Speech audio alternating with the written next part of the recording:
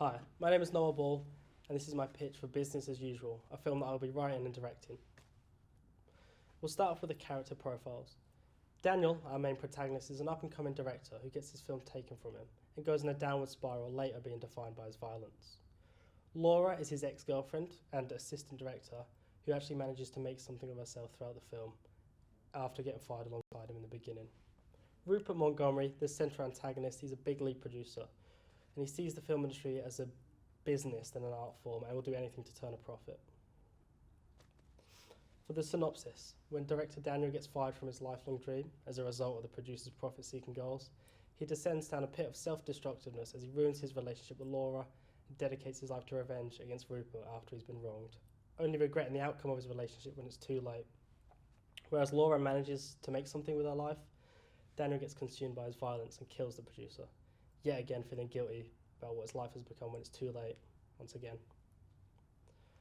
The commentary of the film is about the dichotomy of it being a business and an art form, as I find this to be very interesting. Rupert representing the business side, Laura, the art form side, and Daniel serving as a medium between the two as he goes on his downward spiral. Daniel will focus on robbing and killing Rupert towards the end, now being driven by profit and not any artistic vision, which results in his own downfall. Laura, on the other hand, after being fired, stands by her beliefs of it being an art form. And the film ends up applying for the now open producer role after Rupert's death, ultimately allowing the film to end on a more optimistic note, with the belief that film as an art form is much more important and everlasting than the profit-seeking business side. With the cinematography, I want the visuals to resemble that of a neo-noir, utilising harsh contrast. You'll have a gritty but also vibrant colour palette throughout the entire film. The first half will have lighter visuals with less camera movement and longer takes, whereas the second half, the visuals begin to get darker, more dynamic and expressive camera work will work alongside them. This will directly contrast the first half, ultimately reflecting Daniel's violent descent. Sound will be operating on a similar level to that of the visuals, as it represents Daniel's descent into violence, of course. The first half heavily consisting of dialogue, as Daniel ruins his own relationship and his life, whereas the second half will be almost dialogue-free, ultimately being told through the sound and visuals alone.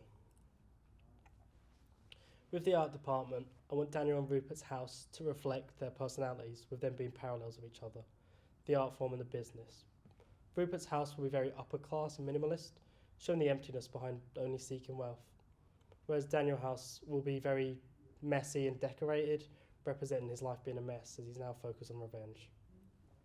Once he kills Rupert, Daniel's face will remain covered in blood as he has let violence define him. For Daniel's casting, I wanted to keep it as open as possible, within my own age range, as he should be young and inexperienced, as I find finding the best actor possible is much more important.